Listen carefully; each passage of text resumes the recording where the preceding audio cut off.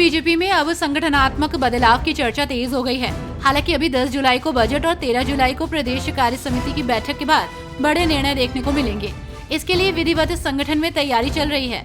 13 जुलाई को प्रदेश बीजेपी कार्य समिति की बैठक होने वाली है, जिसके लिए प्रदेश महामंत्री जितेंद्र गोडवाल ने वृहद प्रदेश कार्य समिति की तैयारियों को लेकर बूथ स्तर तक के कार्यकर्ताओं को जिम्मेदारी सौंपी है। प्रधानमंत्री नरेंद्र मोदी के संसदीय क्षेत्र वाराणसी में उनके जन्मदिन को मनाने के लिए खास तैयारी की गई है, जिसके तहत वाराणसी की दक्षिण विधानसभा के स्थानीय नेताओं ने अगले 75 दिन के लिए एक खास अभियान की शुरुआत की है। ये अभियान पीएम मोदी के जन्मदिन 17 सितंबर तक जारी रहेगा। इसके तहत इस क्षेत्र में कई खास कार्यक्रम किए जाएंगे। दिल्ली हाई कोर्ट ने 7वें वेतन आयोग के तहत निजी स्कूलों के शिक्षकों को बकाया एरिया न मिलने को लेकर दायर अपील पर हाई कोर्ट ने निजी स्कूलों को फटकार लगाई है। कोर्ट ने कहा है कि अगर स्कूल बकाया राशि का 25% भी जमा करने में असमर्थ है, तो इसका मतलब है कि स्कूल खराब स्थिति में है। 22 जुलाई से ओडिशा विधानसभा का बजट सत्र शुरू हो जाएगा। 25 जुलाई को मोहन सरकार राज्य का साल 2024-25 का बजट पेश करेगी। इस सत्र में 27 दिनों की कार्रवाई की जाएगी। इसके अलावा विधानसभा उपाध्यक्ष के चुनाव की घोषणा और राज्यपाल के अभिभाषण पर धन्यवाद प्रस्ताव पर चर्चा की जाएगी। आपको बता दें कि मोहन सरकार का ये पहला बजट है और ऐसे में सबकी निगाहें इसी पर टिकी होंगी। देश की राष्ट्रपति द्रौपदी मुर्मू भारतीय वायुसेना के विशेष विमान के जरिए 4 दिवसीय दौरे पर ओडिशा पहुंच गई हैं। आज सुबह राष्ट्रपति मुर्मू पुरी में आयोजित होने वाली रथ यात्रा में विशेष अतिथि के रूप में शामिल होंगी।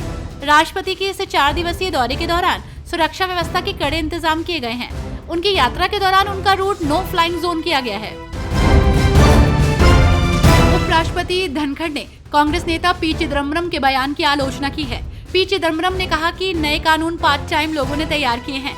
इन पर धनखड़ ने कहा कि सुबह जब एक राष्ट्रीय दैनिक में चिदम्बरम के साक्षात्कार को पढ़ा तो मैं शब्दों से परे चौंक गया। धनखड़ ने कहा कि क्या हम संसद में पार्ट टाइमर हैं? ये संसद की बुद्धिमत्ता का अक्षम्य अपमान है।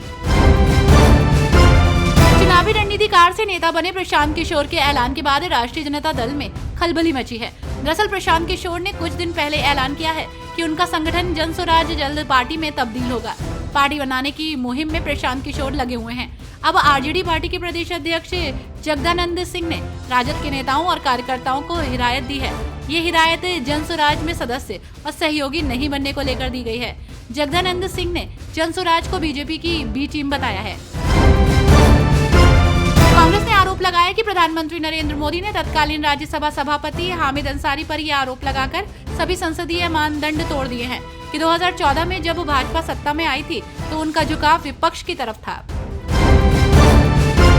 महाराष्ट्र में महाविकास आघाड़ी गठबंधन में शायद सब कुछ ठीक नहीं है। दरअसल महाराष्ट्र कांग्रेस अध्यक्ष नाना पटोले के ताजा बयान में ऐसे संकेत मिले हैं कि गठबंधन में सब कुछ ठीक नहीं है। दरअसल नाना पटोले ने कहा है कि उनकी पार्टी आगामी विधानसभा चुनाव में सभी सीटों से चुनाव लड़ने की तैयारी करेगी, लेकिन चुनाव अपने गठबंधन सहयोगियों के साथ सीट बंटवारे के समझौते के अनुसार लड़ेगी।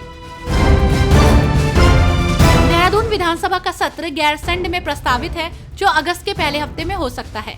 उत्तराखंड विधानसभा सत्र गैरसैंण में किए जाने का फैसला लिया गया है।